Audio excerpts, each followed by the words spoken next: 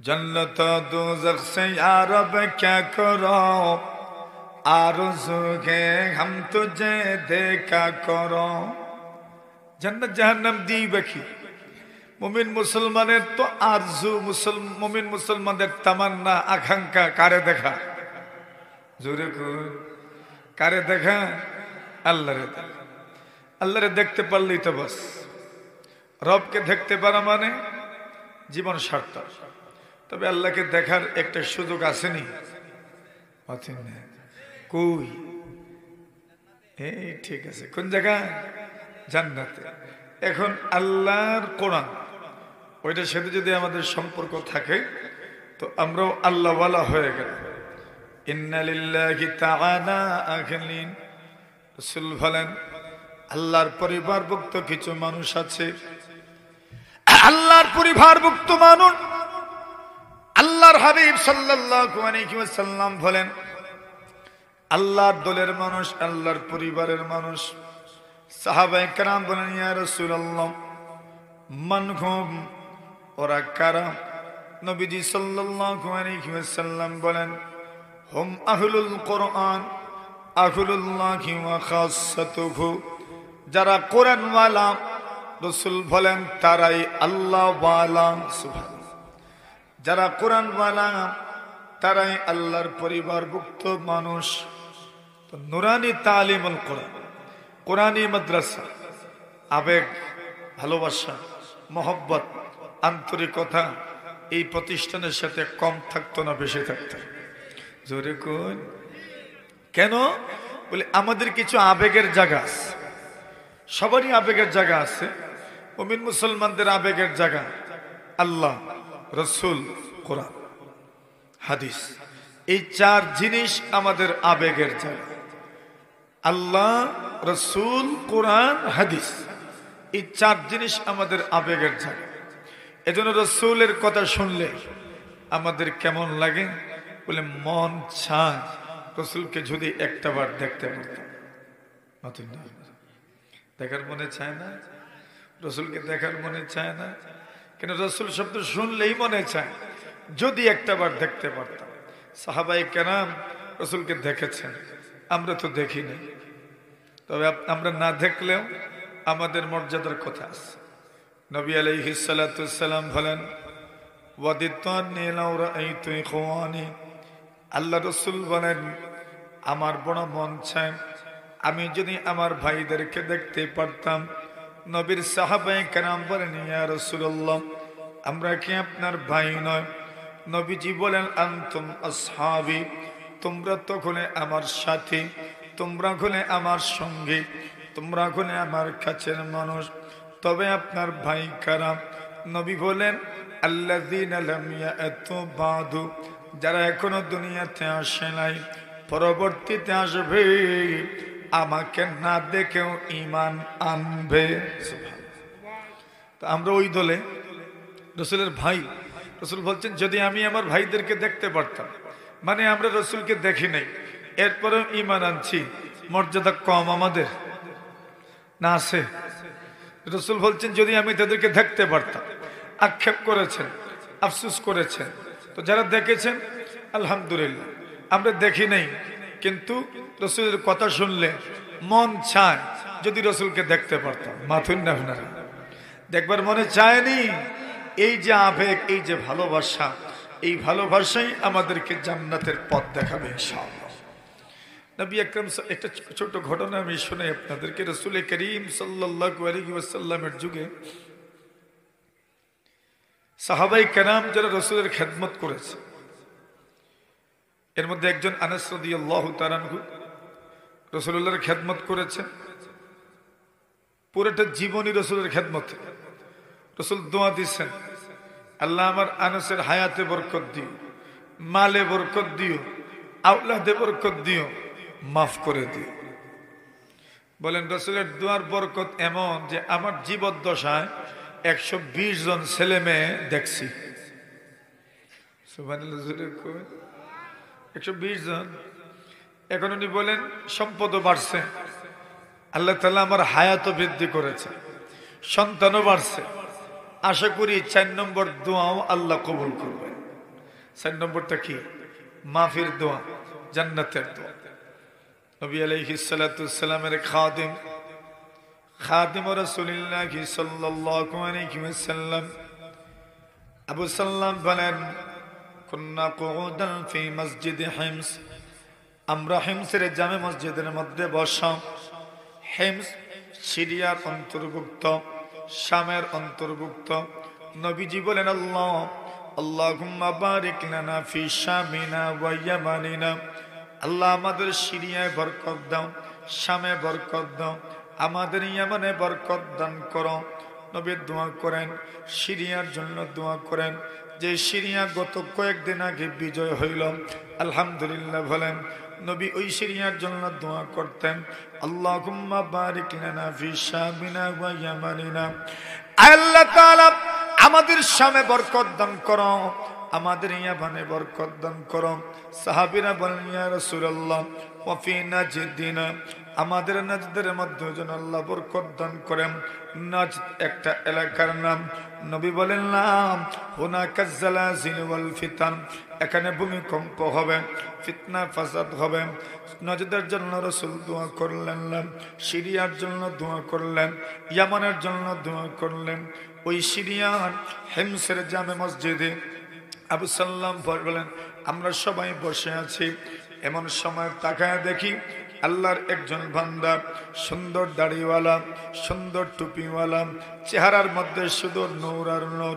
চেহারা দেখলেই মনে হয় নুরানি মানুষ, পুরাটা শরীর নুরানি, চেহারার মধ্যে নূর আছে, চোখের মধ্যে নূর আছে।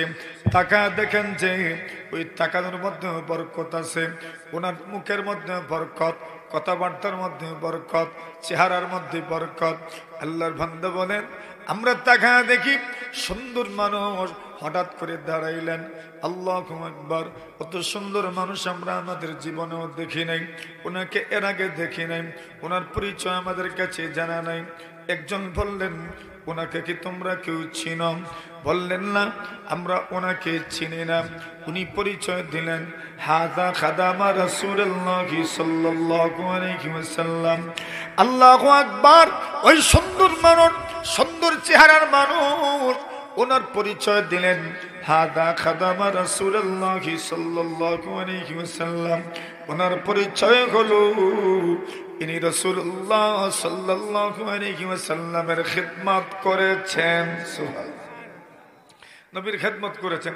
আবু সাল্লাম বলেন, যেই মাত্র শুনেছি উনি রাসূলুল্লাহর খেদমত করেছেন, আর কি বলেন, আমি আর নিজেকে কন্ট্রোল করতে পারি নাই, আমার আবেগ এমন ভাড়া বাড়ছে।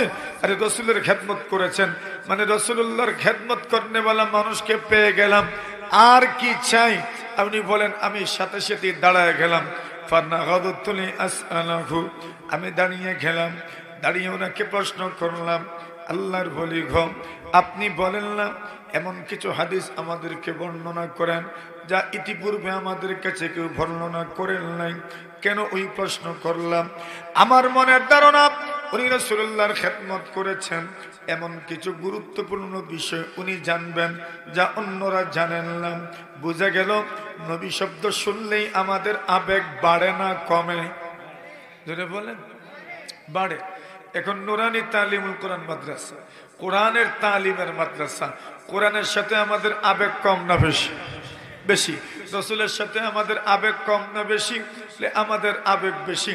রসুল শব্দ শুনলে একজন মানুষ যদি দেখেন আল্লাহর বান্দা নামাজ রোজা হয়তো বেশি করেও না, কিন্তু দেখবেন রসুল শব্দ শোনা মাত্রই তার অন্তরে অন্যরকম আবেগ ভালোবাসা সৃষ্টি হয়। নবী আলাইহিস সালাতু ওয়াস সালামের সাহাবায়ে কেরাম যুদ্ধের জন্য গেলেন এমন এক জায়গা, আফ্রিকার জঙ্গল, পেছনে সাগর, সামনে জঙ্গল, সামনে দুশমন, দুশমনের আক্রমণ, আবার জঙ্গল আছে, ওইখানে হিংস্র জীবজন্তু আছে, পিছনে সাগর, তিনমুখী সংকট, সাগরেও ফেরা যাবে না, ডুবে মরবেন, সামনে বাড়া যায় না, জঙ্গলের হিংস্র প্রাণী আছে, আবার দুশমনের ভয় আছে। কমান্ডারকে বললাম, কমান্ডার সাহেব, সিপাহ সালার, আল্লাহর বান্দা, আমরা তো ত্রিমুখী সংকটের মুখোমুখি হয়ে গেলাম, একদিকে সাগর আরেকদিকে দুশ্মন, জঙ্গলের হিংস্র প্রাণী। এইবার কি করতে পারি বলেন? যাত্রা বিরতি কোথায় করব, কোথায় থাকব, কোথায় বিশ্রাম নিব? একটা বিশ্বস্ত জায়গাও তো দরকার, নিরাপদ জায়গা দরকার। নিরাপত্তা থাকবে, আমাদের কোনো ক্ষতি হবে না।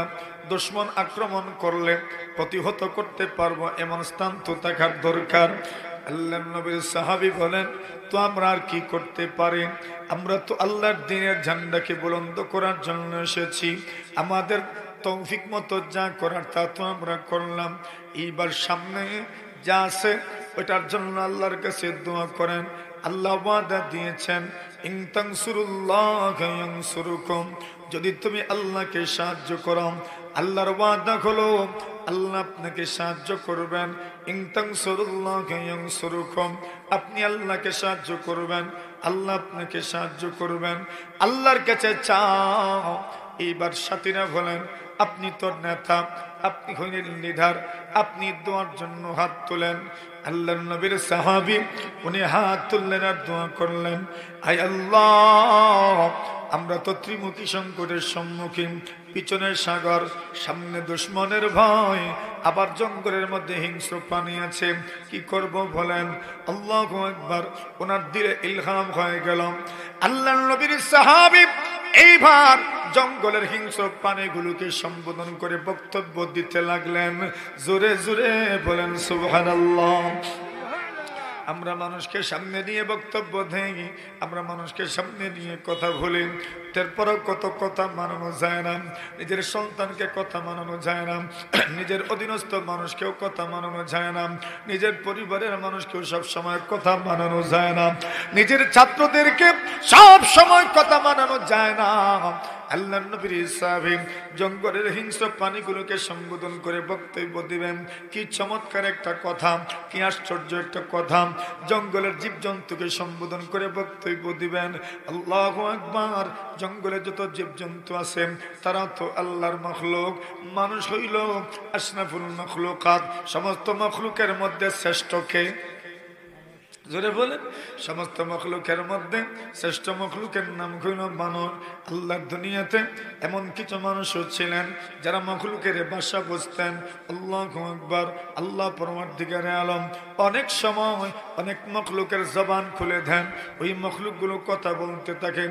শুধু মখলুকের জবান খুলে না, পাথরেরও জবান খুলে যায়, মখলুকেরও জবান খুলে যায়, জড় পদার্থের জবান খুলে যায়, গাছ গাছালিরও জবান খুলে যায়। নবী আলাইহিস সালাতু ওয়াস সালামের কাছে ওহী আসার আগ মুহূর্ত পর্যন্ত আল্লাহ তাআলা মুবাশশিরাত দিয়েছেন, সুসংবাদ দিয়েছেন।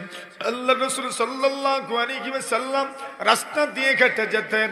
আল্লাহু আকবার। পয়গম্বর আলাইহিস সালাতু ওয়াস সালাম বলেন, ইন্নী লা আরিফু হাজারাম, আমি এমন একটা পাথর সম্পর্কে জানি, এমন একটা পাথরকে আমি চিনি, আমি যখন রাস্তা দিয়ে হেঁটে যেতাম ওই পাথর আমাকে জোরে জোরে সালাম দিত।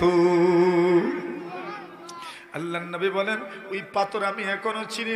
আল্লাহ রাসূল বলেন, আমি ওই গাছটা এখনো চিনি, জানি যে গাছের পাশ দিয়ে আসলেন ওই গাছ আমাকে সালাম দিত।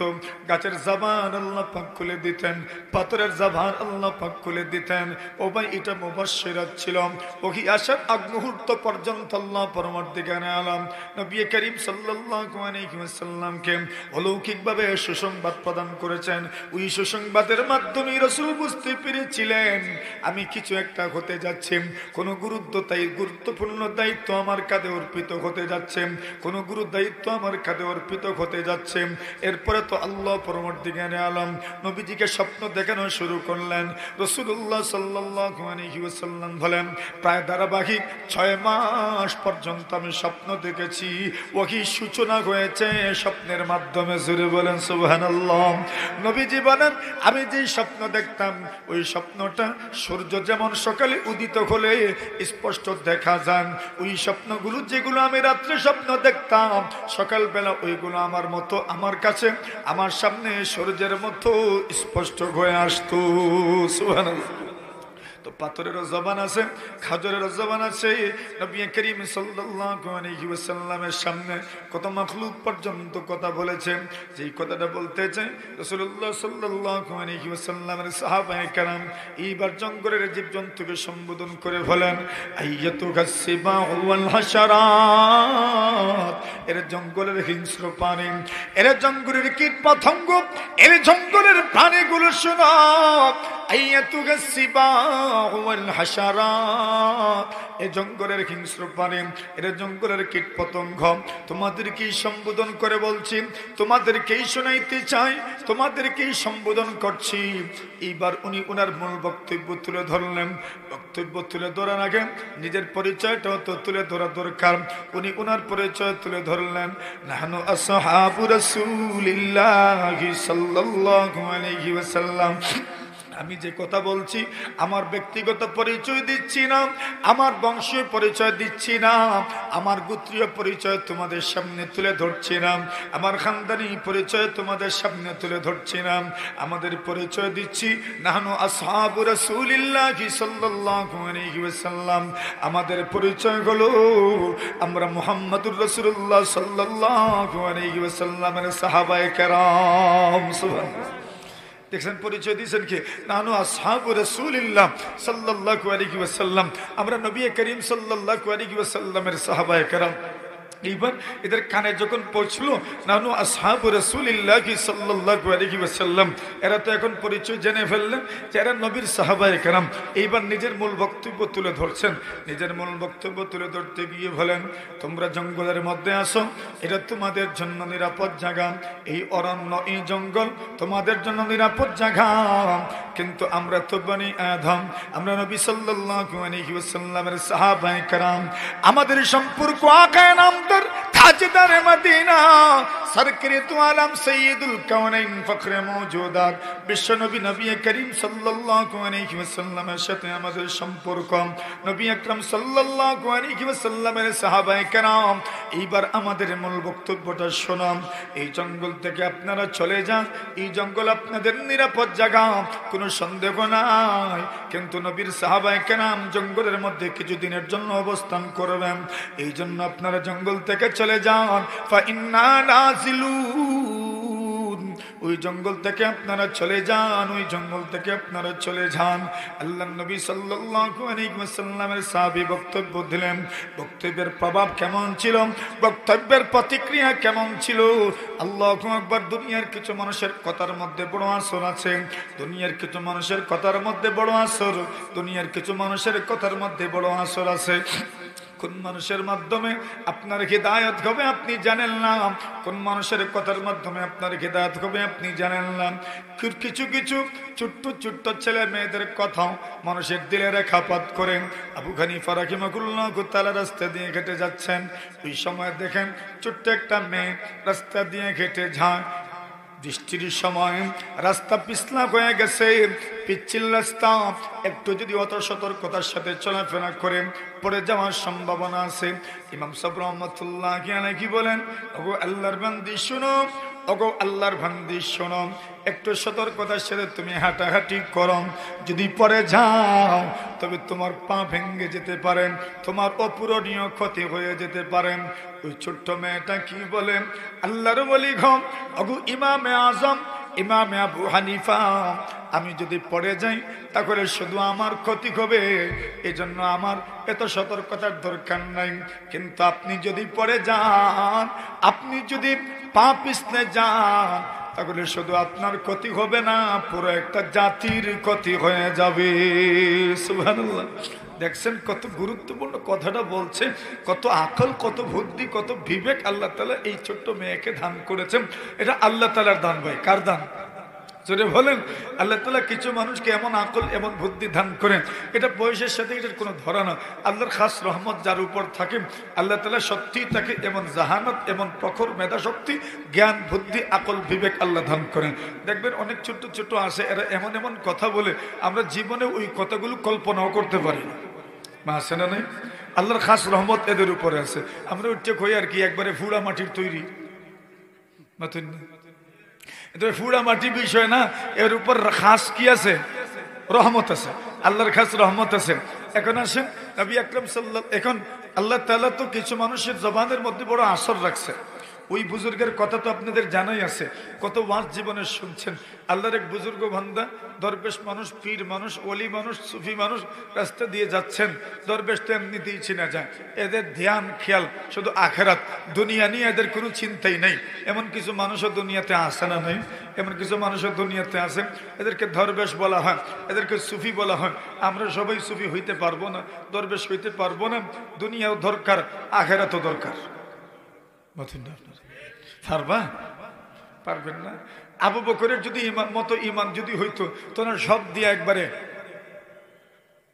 না, ওই রকম ইমান তো আর আমাদের নাই। যদি ওই রকম ইমান থাকতো তো সব দিয়ে দিতাম, এরকম ইমান নাই। এজন্য বলছেন এমন দরবেশ হইয়েন না যে সব দিয়ে দিবেন, এমন দরবেশ হওয়ার দরকার নাই। আনতাদারা আওয়ারাসাতাকা আগনিয়া খায়রুল লাকা মিন আনতাদারাকুম আলাতান ইয়াতাকাফফুনান নাস।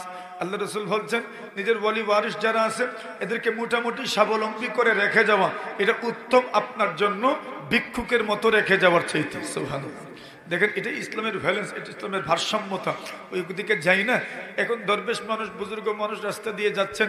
আগের যুগে নাকি রাজা বাদশাহ কোনো রাজকীয় বাদশাহী কোনো ফরমান মানুষের সামনে ঢুলের মাধ্যমে জানাইত, দুল ভাজাইয়া ওই সংবাদটা পরিবেশন করতেন। দুল দেওয়া হইতো আর ঢোলের মাধ্যমে জানানো হইতো ওইটা ঘোষণা হয়েছে। এখন বাদশাহ আগের দিন ঘোষণা করেছেন পুরা দেশে যে বাদশাহ অমুক রাস্তা দিয়ে যাবেন, এই রাস্তায় যেন কেউ চলাফেরা না করে স্বতন্ত্রভাবে বাদশাহ শুধু ওই রাস্তা দিয়ে যাবেন। আল্লাহর এক বান্দা বুজুর্গ মানুষ, দরবেশ মানুষ, উনি আর বাদশার ফরমানও শুনেন নাই, রাজকীয় আদেশও শুনেন নাই, দুলও বুঝেন নাই। আর দরবেশ তো আর দরবেশ হই, এদের জেহেন তো, দিমাগ তো, মন মানসিকতা, চিন্তা ধারা, চিন্তা ফিকির তো আর দুনিয়াতে থাকে না। এদের চিন্তাতে কি জোরে কোন আল্লাহ তো এদের চিন্তায়, এদের মাথায় আখেরাত, এদের মাথায় শুধু আল্লাহ তাআলার চিন্তা। উনিও ওই রাস্তা দিয়ে হাঁটছেন, বাদশাহ রাস্তা দিয়ে যাচ্ছেন, দুজন মুখামুখি। সুবহানাল্লাহ। বাদশার কাফেলা আর বুজুর্গ মুখামুখি। বাদশাহ বললেন, আরে ও ব্যাককল, তুমি কি ঘোষণা শুনো নাই? বলে কি ঘোষণা? বলে আমি ওই রাস্তা দিয়ে হাঁটবো, আমি ওই রাস্তা দিয়ে চলাফেরা করব, ওই রাস্তা দিয়ে আমি গমন করব। তুমি ওই রাস্তায় কেন চলছো? ওই রাস্তা দিয়ে তুমি কেন হাঁটছো? আল্লাহর বান্দা বলেন, আপনি আপনার পথে যাবেন, আমি আমার পথে যাব, এখানে কি সমস্যা? সুবহানাল্লাহ বল। এখানে তো কোনো সমস্যাই নাই, আপনি আপনার পথে চলেন, আমি আমার পথে চলি। এখন তো বাদশাহ বলেন, তুমি আমারে চেনো? বলেন না। সুবহানাল্লাহ। আর কেউ যদি মনে করে, নিজে মনে করে আমি খুব পরিচিত, আর ওই বিশ্বাস নিয়ে যদি কোন বলে আমাকে চেনো, এখন যদি কেউ মুখের উপর উঠে কয় আমি চিনি না, তো এটা মানসিক বড় যন্ত্রণা। এটা মানে আরো রাগান্বিত হওয়ার একটা মাধ্যম। বাদশাহ আরো রাগান্বিত হয়েছেন, তুমি আমাকে চেনো না? বলে না তো, আপনাকে তো আমি চিনি না। বলে আমি বাদশাহ। বলে তো কি হইল? সুবহানাল্লাহ বল। আপনি ভাবছেন তো ঠিক আছে, মাশাআল্লাহ, আপনি আপনার পথে চলেন, আমি আমার পথে চলি, আপনার সাথে তো আমার কোনো দরকার নাই, জরুরত নাই, তো আপনার কি দরকার আমার সাথে? আমার দরকার নাই। মিয়া তুমি রাস্তায় কেন হাঁটছো? আমি আমার রাস্তায় হাঁটছি, আল্লাহর দুনিয়াতে, আল্লাহর জমিনে যে কেউ হাঁটতে পারে, তোমার কি? বাদশাহ বলেন, দেখো আমি কিন্তু বাদশাহ, আমার বাবাও ছিলেন বাদশাহ, আমার দাদাও ছিলেন বাদশাহ, এই বলতে বলতে অনেক বলছেন। বাদশাহ বলেন, এই যতগুলো পরিচয় তুমি দিছো এই পর্যন্ত একটাও তোমার আসল পরিচয় না। সুবহানাল্লাহ বলেন। বাদশাহ তো আরো রাগান্বিত, আচ্ছা আমি বুঝি আমারে চিনি না? আমার আসল পরিচয় না মানে তো আমি আমাকে চিনি না? তো আমি কি এত নির্ভুত, আমি কি এত বেওকুফ, আমি কি এত বিবেকহীন যে আমি আমাকেই চিনি না? মুরব্বী বলেন, দরবেশ বলেন, হ্যাঁ তুমি তোমাকে চিনো না। সুবহানাল্লাহ। তো আমাকে কে চিনে? বলে আমি চিনি। সুবহানাল্লাহ। আপনার আসল পরিচয় শুনেন, আমি শোনাই আপনার আসল পরিচয়।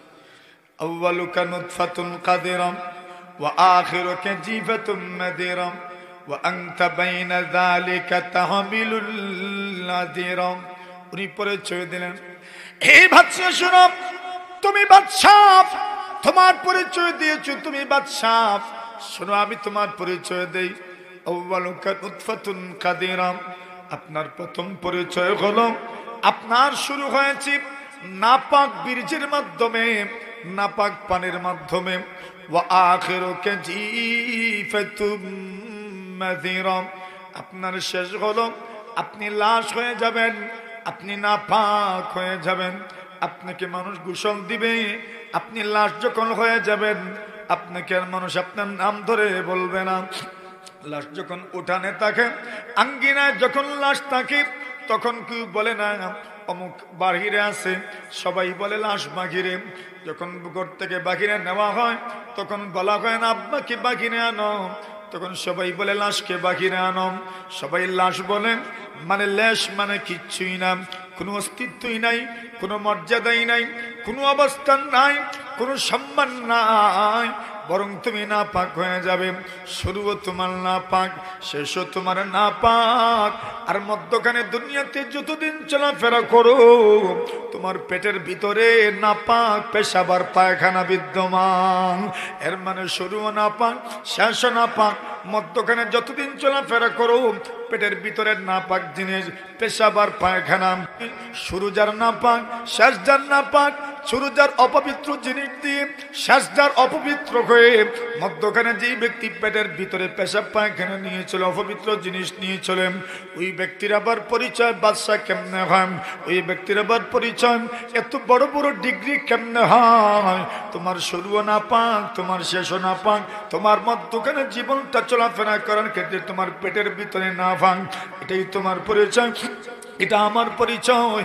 এই জন্য আমার শরীর দিয়ে, আমার দুনিয়াবি অবস্থান দিয়ে আমাকে মাপা যাবে না, পরিমাপ করা যাবে না। আমার দুনিয়ার অবস্থান দিয়ে আমার সম্মানের কোনো পরিমাপ করা যাবে না। আল্লাহ তাআলা কিয়ামতের কঠিন ময়দানে কাকে কোন অবস্থানে রাখবেন কেউ জানে না, কেউ জানে না, কেউ জানে না। কোন মানুষের মৃত্যু ঈমানের হালাতে হবে কেউ জানে না, কোন মানুষের মৃত্যু কুফরি অবস্থায় হবে কেউ জানে না, কোন মানুষের মৃত্যুর সময় কালিমা নসিব হবে কেউ জানে না, কোন মানুষের মৃত্যুর সময় কালিমা জবান দিয়ে আসবে না কেউ জানে না। এই জন্য এই অহংকার করে তোমার লাভ নাই, এই অহংকার করে আমার লাভ নাই। যে সময় বুজুর্গ কথাগুলো বলেছেন, বাদশার মুখটা একদম ছোট হয়ে গেছে, মাথা নিচু হয়ে গেছে, মাথা নত করে দিল। আল্লাহর বান্দা এইবার চিন্তা করে আর বলে, এটাই তো আসলে আমার পরিচয়। এই দুনিয়ার যত অবস্থান, এই দুনিয়ার যত পদ পদবী, আজকে চক্ষু বন্ধ করলেই তো আর কিছু থাকবে না। চক্ষু যদি বন্ধ করো না, ক্ষমতার পরিবর্তন যদি হয়ে যায়, পালা বদল যদি হয়ে যায়, তাহলে গতকালকার মানুষ আজকে দৌড়ের উপরে থাকে। জোরে বলেন ঠিক কিনা? কোন মানুষ জানে না কার ভাগ্যে কখন কি লেখা আছে। যখন এই পরিচয়টা দিয়েছেন, আল্লাহর বান্দা বাদশা বলেন, আল্লাহর বলি গো, এতদিন পর্যন্ত আমি দুঃখের মধ্যে ছিলাম, এতদিন পর্যন্ত আমি বড় দুঃখের মধ্যে ছিলাম, আমি ভ্রান্তির মধ্যে ছিলাম, আমি আমাকে চিনতে পারি নাই, আমি আমার পরিচয় খুব ভালো করে রপ্ত করতে পারি না। জাযাকাল্লাহ কে চশমম বাজ কর দি, মোরা বাজান জাহাম রাজ কর দি।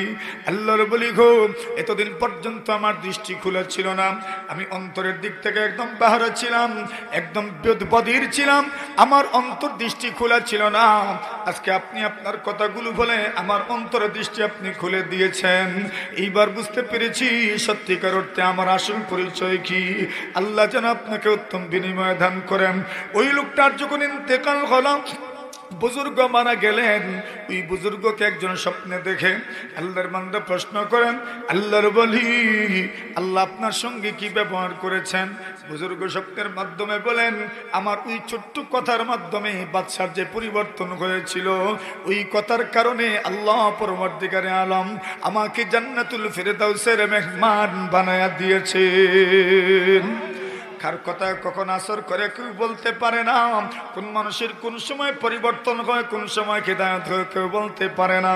আল্লাহর বান্দা বক্তব্য দিচ্ছেন জঙ্গলের হিংস্র প্রাণীগুলোকে সম্বোধন করেন, আইয়াতুগাসিবাওয়াল হাশারাত, এর জঙ্গলের হিংস্র প্রাণী, এর জঙ্গলের কীট পতঙ্গ, তোমাদেরকে বলছি শোনো, নাহনু আসহাবু রাসূলিল্লাহি সাল্লাল্লাহু আলাইহি ওয়াসাল্লাম, আমাদের পরিচয় হলো আমরা হচ্ছি মুহাম্মদুর রাসূলুল্লাহ সাল্লাল্লাহু আলাইহি ওয়াসাল্লামের সাহাবায়ে কেরাম।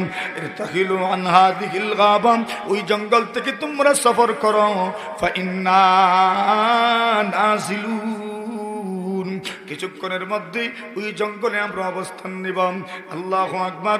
ইয়াকুত হামাবি রাহিমাহুল্লাহ তাআলা লিখেন, মুআজ্জামুল বুলদানের মধ্যে লিখেন, ইতিহাস প্রমাণ করে ওই সময় বক্তব্য দেওয়ার পরে জঙ্গলের হিংস্র প্রাণীগুলো তাদের সন্তানগুলোর সাথে নিয়াম ছোট ছোট বাচ্চাগুলো খুলে উঠাইয়াম জঙ্গল থেকে লাইন ধরে ধরে বের হয়ে গেছে।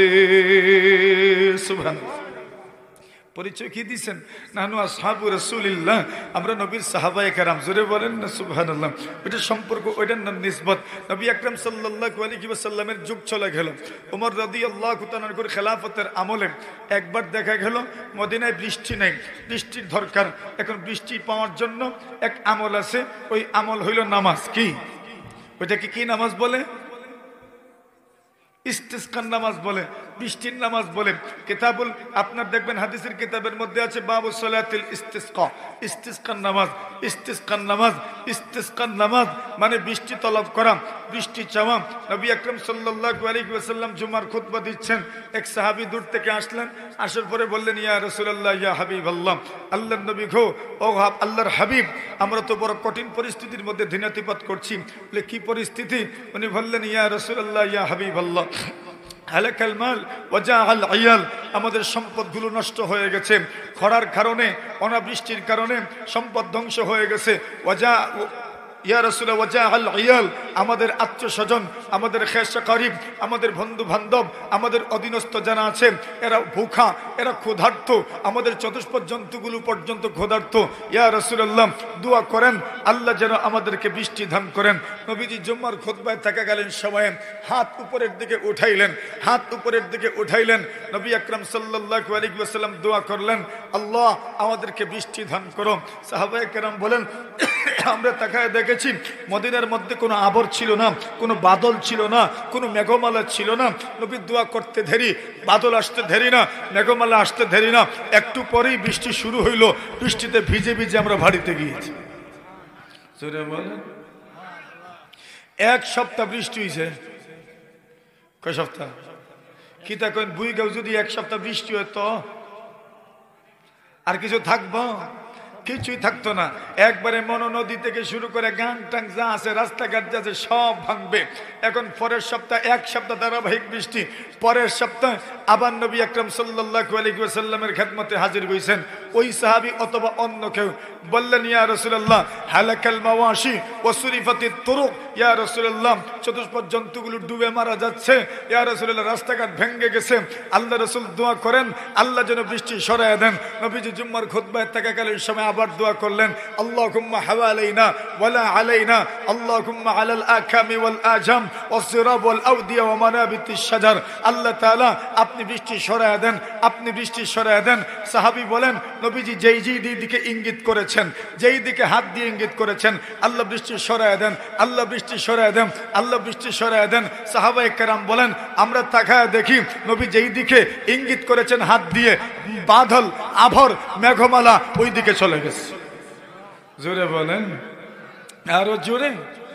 এটা নবী আলাইহিস সালাতু ওয়াসসালামের মুজিজা। তো বৃষ্টির দোয়া আছে।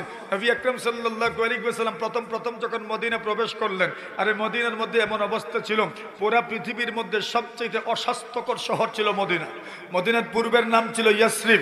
আল্লাহ তাআলা কোরআনে মাজিদের মধ্যে বলেছেন, ইয়া আহলা ইয়াসরিব, ইয়াসরিব ইয়াহে ইয়াসরিবের বাসিন্দারা। মদিনার আগের নাম ইয়াসরিব, এখনকার নাম কি? মদিনাতুর রাসূল। আল মদিনা বলা হয়, মদিনাতুল মুনাওয়ারা, মদিনাতুল মুনাওয়ারা নবী আকরাম সাল্লাল্লাহু আলাইহি ওয়াসাল্লামের শহর। মদিনাতুর রাসূল, আগে এটার নাম ছিল ইয়াসরিব। ইয়াসরিবের মধ্যে জ্বর থেকে শুরু করে সব ধরনের ওয়াবা, সব ধরনের মহামারী, সব ধরনের ক্লেশ, সব ধরনের যাতনা, সব ধরনের আপনার যত ধরনের দুর্গতি আছে, দুর্যোগ আছে, বিপর্যয় আছে, সব মদিনার মধ্যে ছিল। নবী আকরাম সাল্লাল্লাহু আলাইহি ওয়াসাল্লাম মদিনা আসলেন।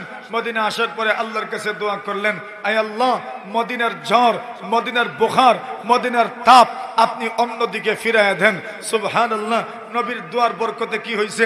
বলছেন, বর্তমান দুনিয়াতে পৃথিবীর সবচেয়ে স্বাস্থ্যসম্মত শহর হইল মদিনা। আরো জোরে সুবহানাল্লাহ সুবহানাল্লাহ।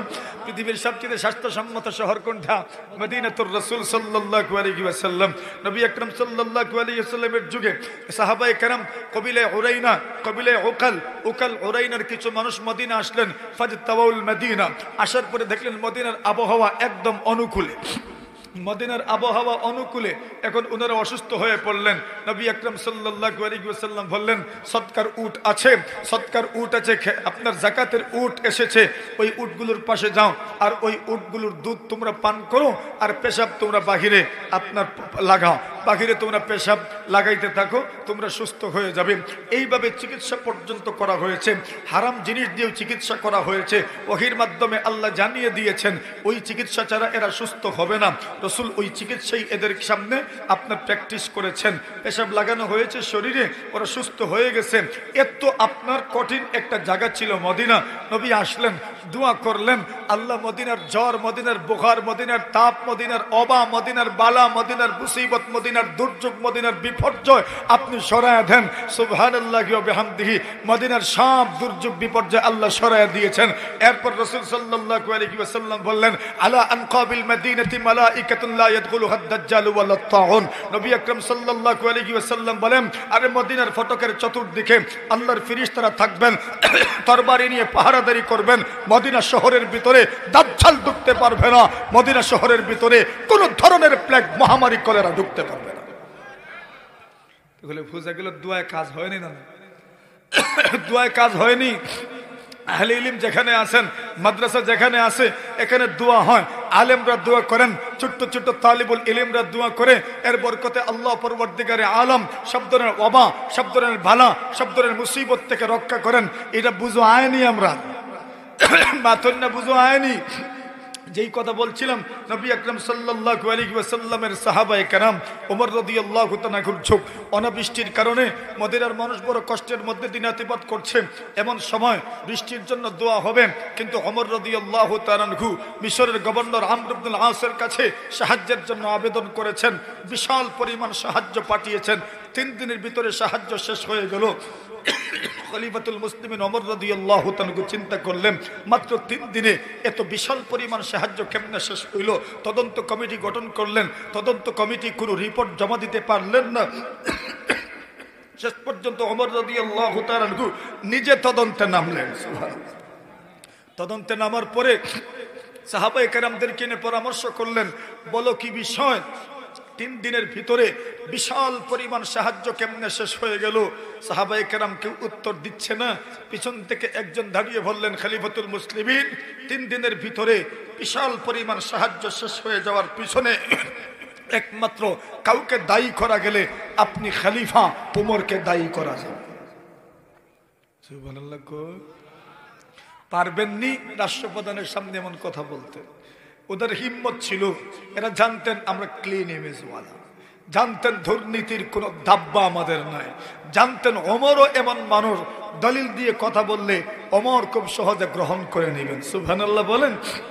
এটা নবীর সাহাবায়ে কেরাম, নুফুসে কুদসিয়া, এদেরকে পবিত্র আত্মা বলা হয়, পবিত্র আত্মা বলা হয় নবীর সাহাবায়ে কেরামদেরকে।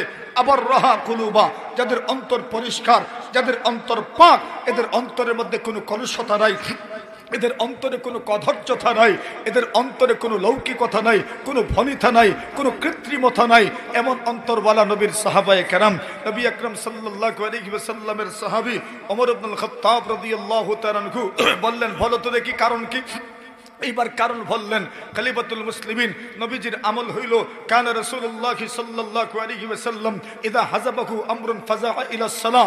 ওগো আল্লাহর নবীর সাহাবী ওমর ইবনুল খাত্তাব, খলিফাতুল মুসলিমিন, নবীজি সাল্লাল্লাহু আলাইহি ওয়াসাল্লামের আমল হলো, কানা রাসূলুল্লাহ ইদা হাযাবাহু আমরুন ফাযাআ ইলা সালাহ। নবীজির আমল হইল, যখনই মুসিবতের সম্মুখীন হতেন, নামাজের মাধ্যমে আল্লাহর কাছে সাহায্য চাইতেন, নামাজের মাধ্যমে আল্লাহর কাছে দোয়া চাইতেন। কিন্তু আপনি নামাজের মাধ্যমে আল্লাহর কাছে সাহায্য চাইলেন না, আল্লাহর কাছে দোয়া করলেন না। আপনি প্রথমেই মিশরের গভর্নরের কাছে চিঠি পাঠাইলেন, সাহায্যের আবেদন করলেন। এই জন্য আল্লাহ আমাদেরকে পরীক্ষার সম্মুখীন করেছেন। ওমর ইবনুল খাত্তাব বলেন, জিয়াদ, তুমি যেটা বলেছো সত্যিই বলেছো, সঠিক বলেছো। আসলেই আমার ভুলের কারণে আল্লাহ আমাকে পরীক্ষার মধ্যে ফেলে দিয়েছে। জুড়ে বলেন, এই জাত সুবহানাল্লাহ ওই বনে মনে করো, আরো জোরে সুরে, আরো জোরে। এখন দেখেন হযরত ওমর রাদিয়াল্লাহু আল্লাহ শুকরিয়া আদায় করলেন, এমন এক জাতির প্রেসিডেন্ট খলিফা আল্লাহ তাআলা আমাকে নির্বাচন করেছেন যেই জাতির প্রত্যেকটা সদস্য তার খলিফার সমালোচনা করতে পারে। সুবহানাল্লাহ, জোরে বলেন। সমালোচনা যদি না থাকে, জবাবদিহিতা যদি না থাকে, ছায়া সরকার যদি না থাকে, তাহলে এই সরকার ফ্যাসিস্ট হয়ে যায়। কথা বলেন, এজন্য জবাবদিহিতা থাকার দরকার, যে কোনো ক্ষেত্রে জবাবদিহিতা থাকা দরকার। জবাবদিহিতা যদি না থাকে, যেই সমাজে জবাবদিহিতা নাই, যেই সমাজে জবাবদিহিতা থাকে না, এই সমাজটা কখনো ভালো হয়ে চলে না। একনায়কতন্ত্র এখানেই প্রতিষ্ঠা হয়, বাকশাল এখানেই প্রতিষ্ঠা হয়। এজন্য আমাদেরকে সচেতন হতে হবে। কথা বলে ঠিক না? জনপ্রতিনিধিদেরকে রাস্তায় দাঁড় করিয়ে জিজ্ঞাসাবাদ করার মতো মাঝা কমর সোজা করতে হবে, এরপরে না আপনি সমাজ ঠিক করতে পারবেন। আর শুধু ভুট্টা দেওয়াই জিম্মেদারি মনে করেন, আঙ্গুল খালা করা জিম্মেদারি মনে করেন, তাহলে জীবনেও এই সমাজ পরিবর্তন হবে না, ঠিক না? আর যখন আপনার সমাজপতিদেরকে, সমাজের প্রতিনিধিদেরকে, জনপ্রতিনিধিদেরকে যখন আপনি চুকে চুক রেখে কথা বলতে পারবেন, আপনার সমালোচনা করতে পারবেন, জবাবদিহিতার আওতায় নিয়ে আসতে পারবেন, তখন না কিছু হবে। এর আগ মুহূর্ত পর্যন্ত কিছু হবে না। এখন দেখবেন একদল মানুষ তৈরি হচ্ছে, এরা ছড়ি ঘুরাইতে চাইবে। এরা কথা কই না, ঠিক না বেটি? এরা একটা সময় ছিল কথা বলতে পারে না, এখন এরাই কিন্তু ছড়ি ঘুরানোর চেষ্টা করবে। খবরদার, এমন জনগণ হইয়েন না যেই জনগণ যে যেদিকে নাচে এইদিকে নাচেন। আপনারা ডালার বড়ই নিয়ে আপনারা যেদিকে ডালার ঝুঁকবো এইদিকে ঝুঁকবেন না, না ওইদিকে ঝুঁকিয়েন না। একটু হিম্মত রাখেন, নিজেকে চিনার চেষ্টা করেন, নিজেকে বোঝার চেষ্টা করেন। আরে ভোট দিয়ে জীবনে এই পর্যন্ত কি সুবিধা নিছেন বলেন? কোন সুবিধা নিছেন? রেশন কয় কেজি নিছেন? চাউল কয় কেজি? সার নিছেন? আর নিলে মনে করেন বছরে যদি একবার 10 কেজি সার পান তো কি পাইলেন বলেন? ওটা তো সরকারের দেওয়া, ওটা তো কোনো জনপ্রতিনিধির ব্যক্তিগত পক্ষ থেকে, তরফ থেকে দেওয়া নয়, ওটা তো আমার নাগরিক অধিকার। কিন্তু এরপরে তো নিচ্ছেন না, তো মাজা সোজা রাখবেন না কেন? কোমর সোজা রাখবেন না কেন? প্রত্যেকটা মানুষকে জবাবদিহিতা করতে হবে। এমন সমাজ যদি গঠন করতে পারেন, এমন ভাবে যদি একটু স্থির হয়ে দাঁড়াতে পারেন, অবিচল হয়ে দাঁড়াতে পারেন, সমাজ অটোমেটিক সুন্দর হয়ে যাবে, অটোমেটিক সমাজ সুন্দর হয়ে যাবে। আর যখন জনপ্রতিনিধিরা বুঝবে আমাদের বিরুদ্ধে কথা বলার মতো হিম্মত কারো নাই, ইচ্ছা মতো দুর্নীতি করবে, শেষ পর্যন্ত দেখবেন আপনি যে পরিমাণ ঋণের বোঝার নিচে দাবে গেছেন, আরো 1000 কোটি টাকার ঋণ আপনার আমার মাথার উপর আবার আসবে, শুধু দুর্নীতির কারণে। মনে রাখেন, ওই কথাগুলো অপ্রাসঙ্গিক হিসাবে বলা আর কি, বলার জন্য বলে ফেললাম। কথা বুঝছেন নি আপনারা? মাশাআল্লাহ। এখন খলিফাতুল মুসলিমিন ওমর ইবনুল খাত্তাব রাদিয়াল্লাহু তাআলা বলেন, মিয়া তুমি যেটা বলছো এটাই সঠিক, এর মধ্যে কোনো সন্দেহ নাই, বাস্তবেই আমার ভুলের কারণে প্রত্যেকে মাসুল দিতে হচ্ছে। ঠিক আছে, এখন বলো কি করা যায়? চলেন নামাজ পড়েন, সালাতুল ইস্তিসকা পড়েন, আল্লাহ সবকিছুর সমাধান করে দিবেন। নবী আকরাম সাল্লাল্লাহু আলাইহি ওয়াসাল্লামের সাহাবায়ে কেরাম হযরত ওমর ইবনুল খাত্তাব রাদিয়াল্লাহু তাআলা আনহু বের হলেন সাহাবায়ে কেরামদেরকে নিয়ে সালাতুল ইস্তিসকা পড়ার জন্য, বৃষ্টির জন্য নামাজ পড়তে বের হইলেন। যখন নামাজ শেষ হইল, হযরত রাসূলুল্লাহ সাল্লাল্লাহু আলাইহি ওয়াসাল্লামের সাহাবী ওমর ইবনুল খাত্তাব, যেই ওমর সম্পর্কে রাসূলের ভবিষ্যৎবাণী আছে, যেই ওমর সম্পর্কে বলা হয় আল্লাহ তাআলার কথার সাথে ওমরের একাত্মতা হয়েছে, আল্লাহ তাআলার একাত্মতা হয়েছে ওমরের কথার সাথে। সুবহানাল্লাহ বলে। ওমরের যেই রায় আল্লাহর সেই রায়, ওমরের যেই রায় আল্লাহর সেই রায়, ওমরের যেই মত আল্লাহর সেই মত। ওমর মত দিয়েছেন এমন হইলে ভালো হয়, আল্লাহ আয়াত নাজিল করে দিয়েছেন। ওমর মত দিয়েছেন এমন হলে ভালো হয়, আল্লাহ আয়াত নাজিল করে দিয়েছেন। ওমর ইহুদিদেরকে যে জবাব দিয়েছেন সেই জবাবের পুনরাবৃত্তি আল্লাহ কোরআনে করেছেন। ওমর এই পর্যায়ের মানুষ, কিন্তু ওমর দোয়ার জন্য হাত তোলেন নাই। আব্বাস ইবনে আব্দুল মুত্তালিব নবীর চাচার সাথে ছিলেন। আব্বাসকে বলেন, আসাসাজি আপনি দোয়া করেন। আব্বাস আপনি দোয়া করেন। কেন আমি দোয়া করব? তুমি খলিফাতুল মুসলিমিন, তুমি আমিরুল মুমিনিন, তুমি প্রেসিডেন্ট, তুমি প্রধানমন্ত্রী, তুমি রাষ্ট্রপতি, তুমি দোয়া করবা, আমি কেন দোয়া করব? উনি বলছেন না, রসুল থাকলে রসুল দোয়া করতেন, রসুল নাই, রসুলের ব্লাড, রসুলের রক্ত, আপনি রসুলের চাচা, আপনি দোয়া করেন। আল্লাহু আকবার। দেখেন রসুলের সাথে সম্পর্ক, রসুলের নিসবত। আব্বাস ইবনে আব্দুল মুত্তালিব আল্লাহর কাছে হাত তুললেন আর বললেন, আল্লাহ। ওমর দোয়া করে নাই, আমাকে দিয়ে দোয়া করাচ্ছে, এর একমাত্র কারণ আমার ফজিলত নয়, আমার মর্যাদা নয়, আমার সম্মান নয়, একমাত্র কারণ হলো আমি আপনার রসুলের চাচা, লিমাকানি মিন রাসূলিকা সাল্লাল্লাহু আলাইহি ওয়াসাল্লাম, আপনার নবীজির চাচা হওয়ার কারণে, আপনার নবীর চাচা হওয়ার সুবাদে আমাকে দিয়ে দোয়া করাচ্ছে। নবী থাকলে তো নবী দোয়া করতেন, নবী দুনিয়াতে নাই, নবীর ওসিলা নেওয়ার দরকার, নবীর তাওয়াসসুল করা দরকার। নবী আকরাম সাল্লাল্লাহু আলাইহি ওয়াসাল্লাম দুনিয়াতে নাই, এইজন্য ওমর আমাকে দিয়ে দোয়া করায়। কেন? আমি আপনার নবীর চাচা।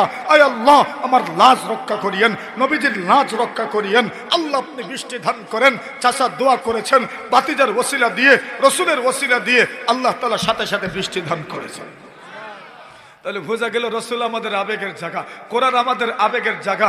যেখানেই কোরআন আছে, যেখানে হাদিস আছে, যেখানে রসুল, যেখানে আল্লাহ, এখানে আমাদের আবেগ আছে না নাই? কথা বলেন, জোর জোরে বলেন, আছে না নাই? কথা আমি দীর্ঘায়িত করতে পারবো না, ওই সুযোগ ওই সময়টা আমার কাছে নাই। ঘন্টার কাছাকাছি তো হয়েই গেল, আমার যাওয়া লাগবে অনেক দূরে, এজন্য আমি কথা আর দীর্ঘায়িত করব না।